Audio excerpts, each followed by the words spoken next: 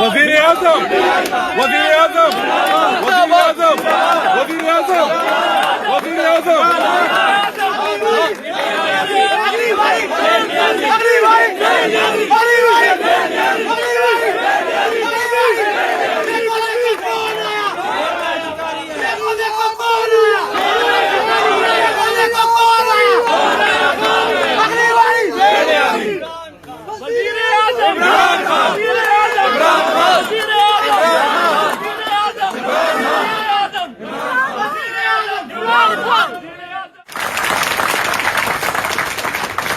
रात को कुछ 10 बजे सोशल मीडिया पे इमेजेस आने शुरू हो गए कि लोग सड़कों पे निकले हुए हैं।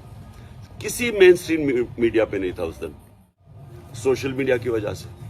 उसके बाद इन्होंने मेन स्ट्रीम मीडिया बंद कर दिया, डराया धमकाया। इमरान रियाज जैसे लोगों को इन्होंने, वो अरशद शरीफ जो हमारा मौकफ रखता था, उनको इन्होंने प्रेशराइज करना शुरू कर दिया। तो बेसिकली आज अगर पीटीआई इस वक्त सबसे बड़ी पार्टी बन चुकी और सारे अनएक्सपेक्टेड या हर इलेक्शन के सारे मिलके भी लड़ते हैं तो नहीं जीत सकते आप, उसमें आपकी सोशल मीडिया की सबसे बड़ी कंट्रीब्यूशन।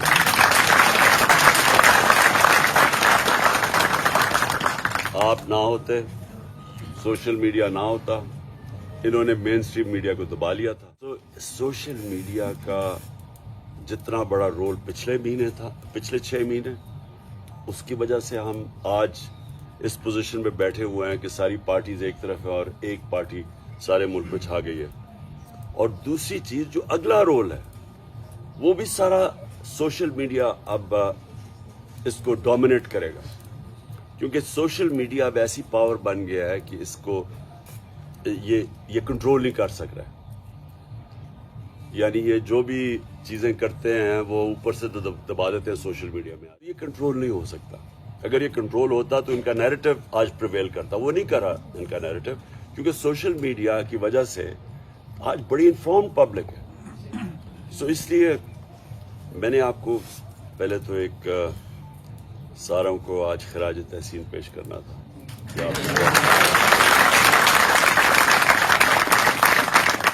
कि ये $20 अरब का खसारा छोड़ के गए। जो सबसे बड़ा खसारा होता है ना बैरूनी, जो वो सबसे ज्यादा तबाह करता है, क्योंकि रुपया आपका गिरना शुरू हो जाता है। अगर आपका बैरूनी खसारा बढ़ता जाए तो आपका रुपया, आपके पास रिजर्व्स कम होने शुरू हो जाते हैं, आपका रुपया गिरना शुरू। रुपया गिरता है, गुर्बत बढ़ती है, मुल्क गरीब हो जाता है। को हमने पहले स्टडी किया, फिर जब इन्होंने हमारी गवर्नमेंट कराई, रिकॉर्ड एक्सपोर्ट्स थी, रिकॉर्ड हमारा टैक्स कलेक्शन था। हमारी इंडस्ट्री कई सालों के बाद, पता नहीं सालों के बाद, लार्ज स्केल मैन्युफैक्चरिंग की बेस्ट ग्रोथ थी। एग्रीकल्चर में जो 4 मेन क्रॉप्स की बम्पर क्रॉप्स थी 2 साल, हमारी पॉलिसी की वजह से। डिफाइनिंग मोमेंट्स समझते हैं ना, डिफाइनिंग मोमेंट्स का मतलब होता है फैसला कौन वक्त है आजकल पाकिस्तान में, और इसके अंदर आपको अब इस तरह इसके अंदर आपने जंग लड़नी है जैसे कि आप अपने मुस्तकबिल की अब जंग लड़ेंगे, क्योंकि आप सब यूथ हैं, मुस्तकबिल आपका है। एक वक्त होता था लोग समझते थे जी मुल्क से बाहर जाएंगे और हम बड़ी अच्छी वहाँ नौकरियां ले लेंगे और कंफर्टेबल। वो दिन आहिस्ते आहिस्ते जा रहे हैं, क्योंकि बाहर अपॉर्चुनिटीज़ कम हैं, इस्लामोफोबिया है, और वैसे भी मेरी तरह का मैं तो क्रिकेट खेलता था, पता नहीं 20 साल बाहर मैंने क्रिकेट खेली है।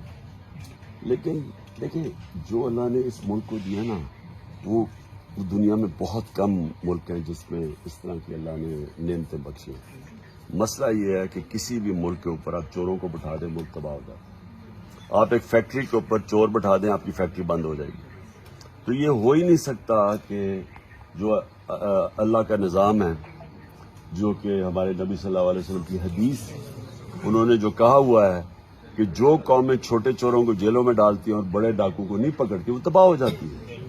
ये उन्होंने 1500 साल पहले जो उन्होंने, बस इसका एक्चुअली मतलब है जिधर रूल ऑफ लॉ नहीं नजर आ रहा है आपको कि ये सारा नवाज शरीफ, शहबाज, वो मुल्क का क्या मुस्तकबिल होगा जिधर फाइनेंस मिनिस्टर जो है, इसका रिटर्न इसने एफिडेविट दिया हुआ है एक मैजिस्ट्रेट के सामने कि शरीफ खानदान की ये मनी लॉन्ड्रिंग करता था, इनका पैसा चोरी करके बाहर लेके जाता था। इसकी ابھی بھی وہ اسٹیٹمنٹ اویلیبل ہے. تو سوچیں کہ یہ منی لانڈرر جو کہ پھر ایبسکانڈر فرام جسٹس یہاں سے بھاگا ہوا ہے وہ فائنانس منسٹر ہے.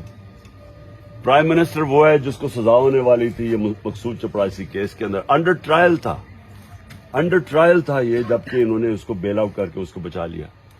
اس کے بیٹے دونوں باہر بھاگے ہوئے ہیں. نواز شریف جو سارا فیصلے کر رہا ہے اس کے بیٹے باہر بھاگے ہوئے ہیں کیونکہ وہ بتا نہیں سکتے کہ ان کی پراپرٹیز آئی کدھر سے. کہتے جی ہم برطانیہ کے شہری ہیں. 60% وزیر جو ہیں وہ ضمانت پہ ہیں. تو اگر اس طرح تو کوئی ملک نہیں چل سکتا. تو ہماری جو مارچ کا مقصد یہ ہے کہ ہم ان کو کہیں کہ ایک ہی طریقہ ہے اس ملک کو, اور بڑی تیزی سے جو ملک نیچے لے کے جا رہے ہیں. اب اسحاق ڈار وہاں جا کے کہہ رہے جی ہمارے پاس قرضے سروس کرنے کے لیے پیسے نہیں ہیں, مطلب ہم ڈیفالٹ کر رہے ہیں. تو اس دلدل سے صرف الیکشن نکال سکتے ہیں اور کوئی دوسرا راستہ نہیں. اور ہماری جو مارچ ہے اس کا صرف مقصد, ہم یہ نہیں کہہ رہے کہ ہمیں گورنمنٹ دے دو, ہم کہہ رہے ہیں فری اینڈ فیئر الیکشن کرواؤ. جو ہم نے جب انہوں نے میری گورنمنٹ کو جب سازش ہوئی تو میں نے الیکشن اناؤنس کر دیے تھے. انہوں نے جا کے عدالت میں سے وہ کینسل کروائے. تو ہمارا صرف وہ مقصد ہے. اور جو پیریڈ ہے اب سے جو شروع ہو رہا ہے یہ بڑا امپورٹنٹ پیریڈ ہے. یہ ہم پوری مارچ کی تیاری ہے ہماری, اب بس فائنل ٹچز دے رہے ہیں. مارچ کا ہم پوری پلاننگ ایسی کر رہے ہیں کہ جو بھی ہم نے جو ان کی پلاننگ ہے اس کو سامنے رکھتے ہوئے اپنی ساری پلاننگ کر رہے ہیں. یہ یاد رکھیں کہ 3 لانگ مارچز ہمارے خلاف ہوئی تھیں.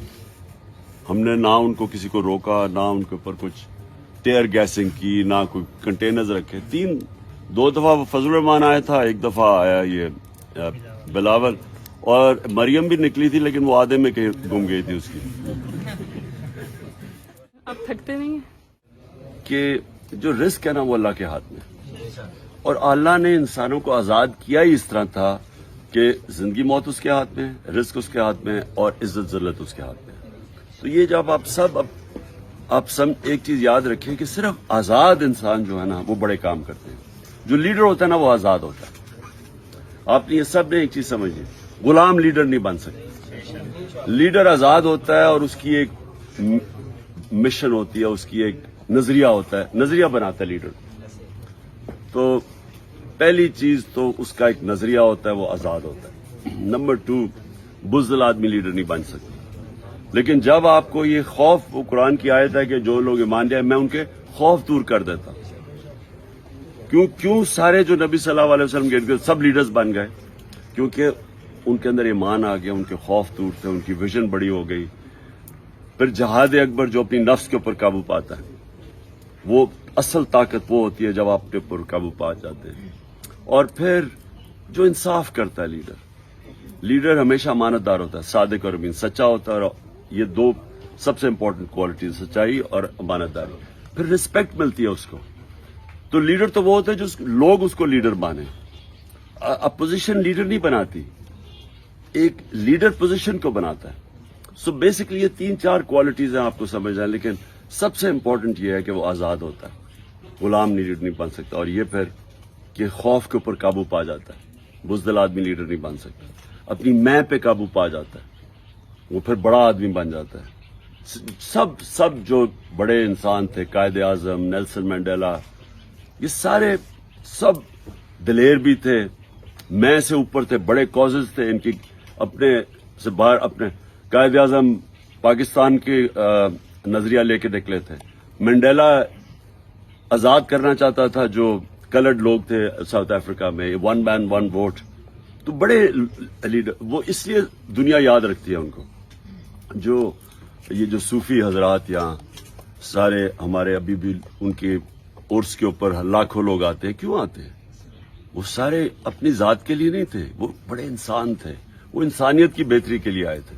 تو جو بھی انسانوں کے یہ کرتا ہے, ان کی خدمت کرتا ہے, لوگ اس کو رسپیکٹ کرتے ہیں.